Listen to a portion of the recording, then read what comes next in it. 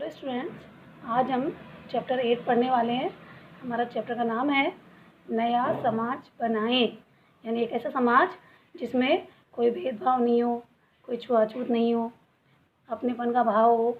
इस तरह का एक नए समाज का निर्माण करने के लिए इसमें कवि कह रहा है। तो आज हम इसका फर्स्ट पद्यांश ले रहे हैं। देखिए, आओ नया समाज बनाएं, इस धरती को स्वर्ग बनाएं। आओ नया समाज बनाएं, जाति पांति के बंधन तोड़ें, अपनेपन की कड़ियाँ जोड़ें। इस धरती के हर मानव का मानवता से नाता जोड़ें, एक दूसरे के सुख दुख में मिलकर बैठें, हाथ बटाएं। आओ नया समाज बनाएं। तो देखो, इसमें एक नए समाज का निर्माण करने के लिए कवि कह रहा है कि ऐसा समाज जिससे कि धरती स्वर्ग के समान बन जाए, सुंदर बन जाए। इस तरह का एक नया समाज बनना चाहिए जहाँ पर जाति पाति के आधार पर जो भेदभाव किए जाते हैं, वो इस तरह का बंधन जिसमें लोग जकड़े हुए हैं, यानी आज भी छुआछूत की भावनाएं, जाति पाति की भावनाएं, वो बंधन सब टूट जाएं और सबके अंदर अपनेपन का भाव हो। हर व्यक्ति जो इस धरती पर है, हर वो दूसरे व्यक्ति के साथ अपनेपन का भाव रखे, एक दूसरे सुख दुख में हाथ बटाए, मिलकर रहे। इस तरह का एक नया समाज बनाने के लिए कवि कह रहा है। देखिए, इसके शब्दार्थ हैं। समाज, समाज क्या होता है? लोगों और परिवारों से मिलकर बना समूह या समुदाय, उसे समाज कहते हैं। फिर है धरती, पृथ्वी, और नेक्स्ट है स्वर्ग। स्वर्ग क्या? सुखों से पूर्ण स्थान, यानी जहाँ पर सुख ही सुख होते हैं, उसे स्वर्ग कहते हैं। या हिंदुओं के विश्वास के अनुसार मृत्यु के बाद अच्छे कर्मों के परिणाम स्वरूप मिलने वाला स्थान। हिंदू धर्म में क्या विश्वास, लोग क्या विश्वास करते हैं कि जो इंसान अच्छे कर्म करता है उससे मृत्यु के बाद में जो स्थान मिलता है वो होता है स्वर्ग, जहाँ सुख ही सुख होते हैं, जहाँ दुख नहीं होते। फिर है जाति पाति, यानी जातीय भेद, बंधन, बांधना, कड़ियाँ जोड़ें यानी मेल करें, हर यानी प्रत्येक, मानव यानी मनुष्य, और नाता यानी होता है संबंध। इसका सलाह देखते हैं।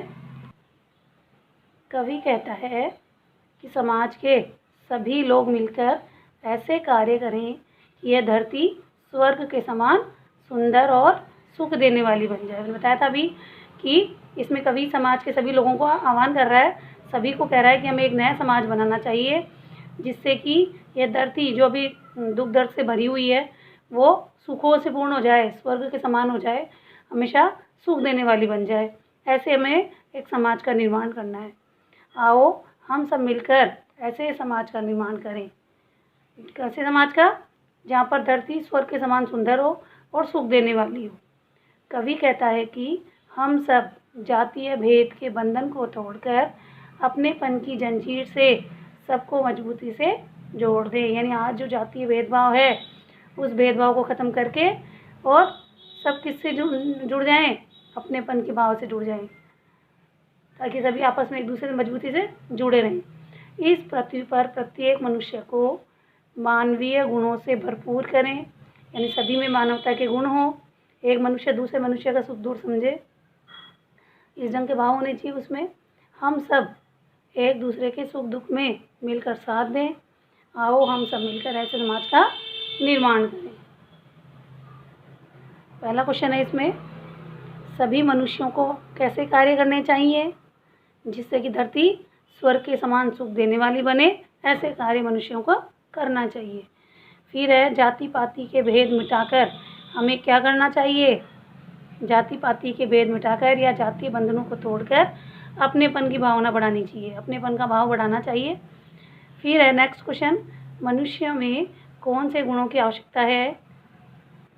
तो इसका है कि मनुष्य में मानवीयता के गुण होने आवश्यक हैं। और लास्ट है, उपयुक्त पद्यांश का उपयुक्त शीर्षक लिखिए। तो इसका शीर्षक क्या होगा? नया समाज बनाएं। ढंग से इसे पढ़ना है, इस पोएम को जो पद्य है इसे याद करना है और इसका हिंदी अर्थ समझना है, अच्छे से लर्न करना है।